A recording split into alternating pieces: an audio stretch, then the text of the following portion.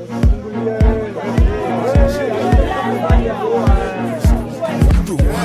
a brand new team, we're doing something special for the nation right about now. Every city and every population. Sheria kitu gani? Madili ni kufunga mshipi. What rules? The morals wear safety belts. Forget rules, the moral wear seatbelts. Forget rules, the moral wear seatbelts. Sheria kitu gani? Madili ni kufunga mshipi. Yes, it is moral not to fasten a safety belt whenever the vehicle is in motion. I consider that as personal violence to your own body. Grow up. Yes, the police might not catch you and you will avoid that 500 shillings fine, but when you get those severe injuries, and not if, treating them will milk dry your bank account. Protect your family from the psychological and economical torture, fellow Kenyans, wherever you are. I and my camera expert, Mr. Ronnie Ochieng, set out on a journey to River Road to speak to my namesake, Freddy, the seatbelt fitter, to give us a breakdown of the process, as well show us how effective buckling up is done.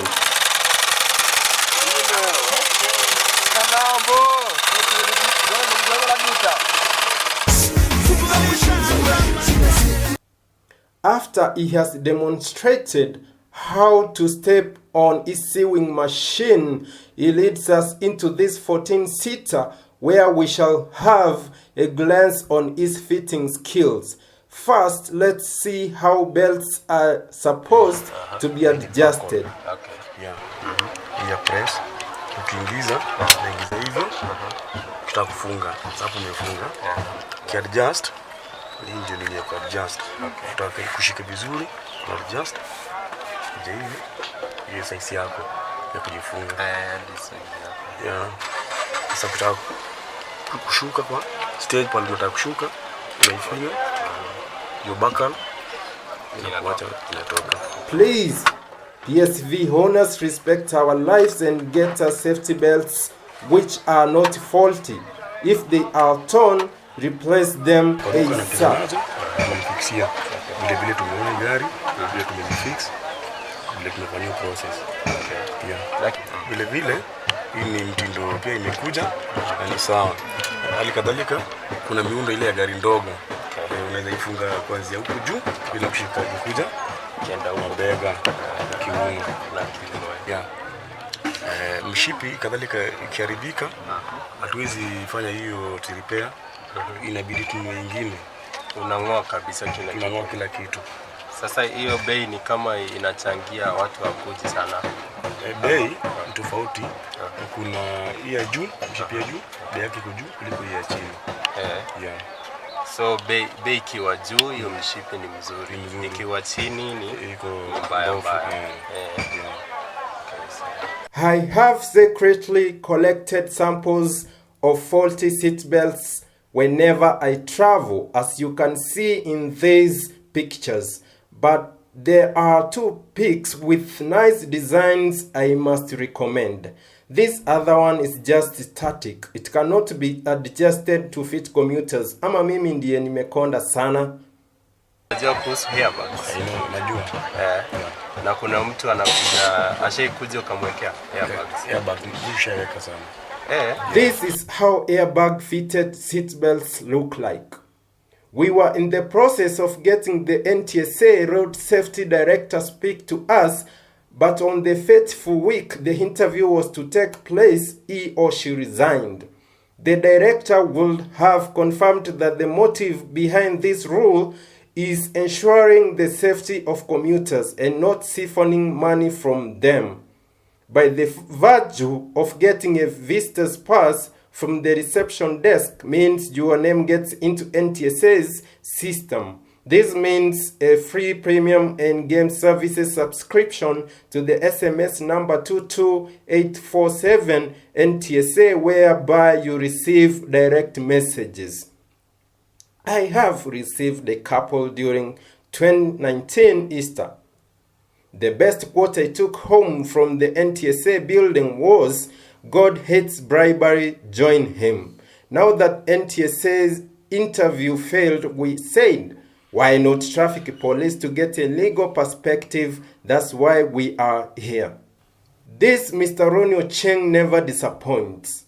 We woke up early to beat the morning traffic jam in Nairobi. Now we are here at the Kenya Police Headquarters, few meters away from Kenyatta Hospital, where we are set to do an interview with OC Traffic, who is in charge of the Nairobi County. In case you are wondering, yes, we followed the right protocol to get the interview of this magnitude. It means that we have the blessings of the regional police commander.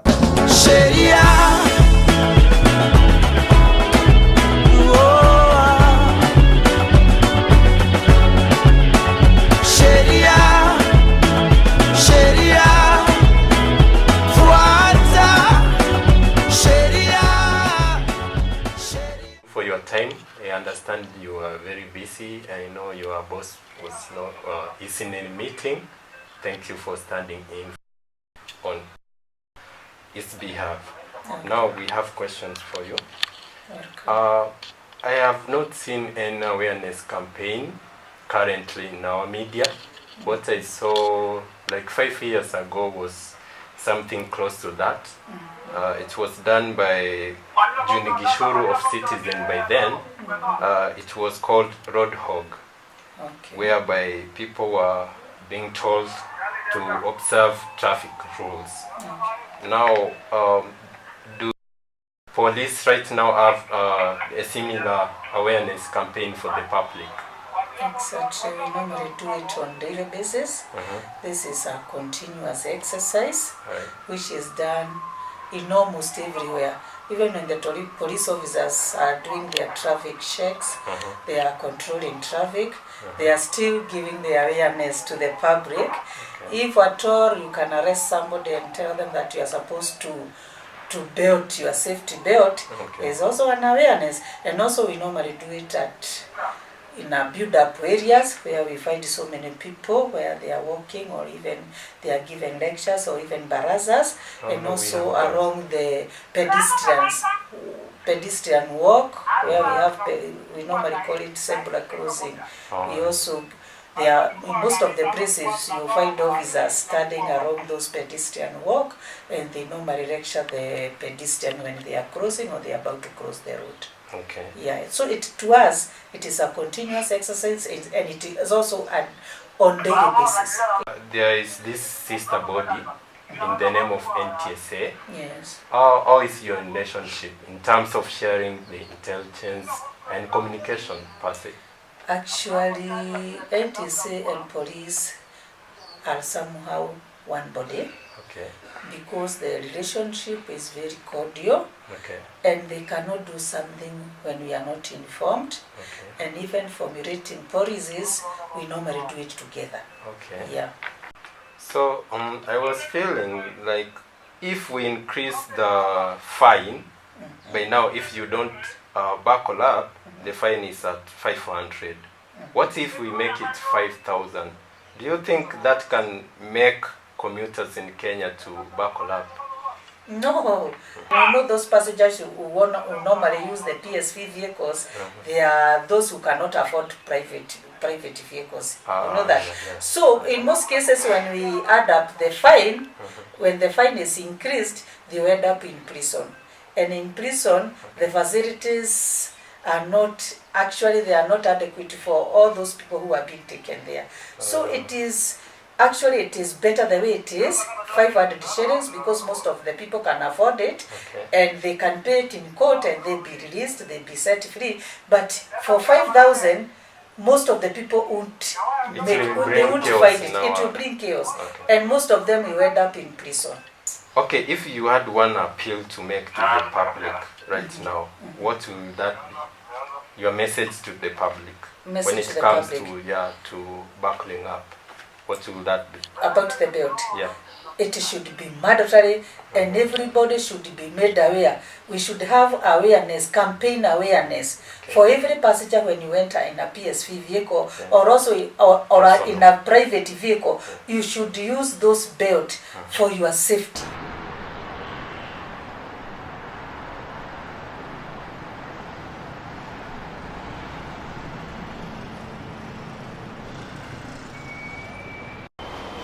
A quick free lesson on citizens and aliens. When you do not have an ID in a foreign country, you are referred to as an alien. When you are in such a rush and you forget your ID at home, the police should treat you as such. What if you don't take a second to fasten that seatbelt before you take off? Alien, your final destination will be here. City Mortuary. Behind this fine lass is a sad story. Do road accident scare? Riswa, shindwe kabisa. Ulitaka kutunyanganya malkia wetu. One of the non-compromising advantages of buckling up is that you will never ever get ejected from the car during the accident. Watch this YouTube video. My name is Nosim Nasirian, and this is my story about the accident that happened last year, 26th of May. I was in a taxi, and my taxi was hit by an incoming bus, throwing us into a ditch that was deep enough to take the whole car, basically. The ditch had water, so I was in water for quite some time. And when Good Samaritans came to try and save my life, it was really difficult since I had a seatbelt which was very, very tight. So, but he managed to break the glasses, and he came inside the car and he pulled me basically out of the seatbelt and out of the car. It was thick talking about our experience of the camera. But to get more information, you can check on her YouTube channel at Nosim Nasirian, and you will be moved to join our cause of championing for the airbag-fitted seatbelts across the country. Personally, I was in a road accident whereby my upper lip was cut and my teeth were affected. I spent over 60,000 in and out of the hospital. I did not have the seatbelt on and I hit against the edge of the front seat. For years, I have struggled with PTSD. After like 6 months, I couldn't pass there, or I couldn't look towards the side where the accident happened. But with the help of a therapist and of course friends, I gained courage and confidence. Now I can freely pass there, and I'm okay with it. I look at that place and I see life. But before, I wasn't looking at it that way. But it's a journey and a process, and you need a lot of support for you to be able to look at that place or pass through where it was. Of the rear seat. Experts say you should buckle up on every trip. Take a look at this crash. A family not wearing seatbelts. The father and son in the back seat violently thrown from their seats. And watch as this unbelted woman on the left goes flying into the window. The other woman in the car was wearing her seatbelt. When passengers in the back seat aren't buckled up, they're putting themselves at risk, but they're also putting other people in the vehicle at risk. I use either. Sometimes I drive, sometimes I use transport. Yeah. The people who drive, they usually buckle up before. Why is that the case? Okay, personally, you have to buckle if you're in a personal vehicle because of the beeping sound it makes. So it's kind of annoying if you don't have it buckled. But then when you're driving, it's kind of personal, and you feel like, personally, you don't want to be in charge of killing people, so it's better if they buckle up if they're with me. But in a matatu, I don't know. It's how the society is. We don't really care about seatbelts in matatus unless it's like enforced. I mean, it can help if implemented well, but not really, because you can imagine in a big bus how you already know where the beeping is coming from, so that would be annoying. So probably not. There are other ways to implement people to put safety belts on, so I don't think that's one of them. Or an appeal to make to NTSA, which kind of policy do you think they should come up with to ensure that commuters buckle up before they move? Okay, I feel like the approach so far has been pretty good because people were scared when they said they're going to arrest people. Personally, I even buckled up when they said that, so that kind of worked. But then I feel like they should try to educate the public on the importance of why they should use safety belts. Like, it's not for the government, but it's for you. It's for your own protection. If they put that message across pretty well, I don't see why people wouldn't buckle up. Because, yeah, like if you go on a long distance journey, you buckle up. But if it's like from home to school, you don't buckle up. Because there's still that sense in us which we want to be safe. So if you just enforce that, it will be good. But you know the distance doesn't matter the accident. There's something about long distance that makes you feel like you're gonna die. So you feel like you should buckle up. But if it's short distance, not that much. But now people should be aware that accidents can happen anywhere, no matter the distance. Personally, I thought buckling up in class was this one thing. Like, yeah. Is it? You compared to. Okay, I don't think of it like that. I think about it in terms of safety. So, yeah. If I feel safe, I would buckle up. But if I'm feeling unsafe, like there's some drivers, you're like, you can buckle up thrice because you don't want to die. Because you're scared. Yeah. I know Melissa agrees with me. This is swag right here. I take a quick survey inside this bus to see if indeed there are seat belts. The driver is set and the students / staff have started boarding. I request to have a brief interview with him.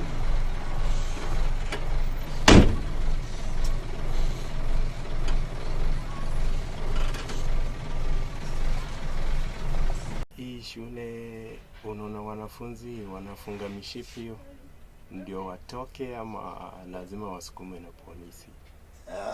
Wanafunga. Kwa kawaida wanajua ni desturi yetu, tukiingia kwa gari lazima ufunge mshipi. Ya muhimu for safety. Okay, ushaibeba staff? Nabebaga staff. Hii kwanza hii basi ni ya staff.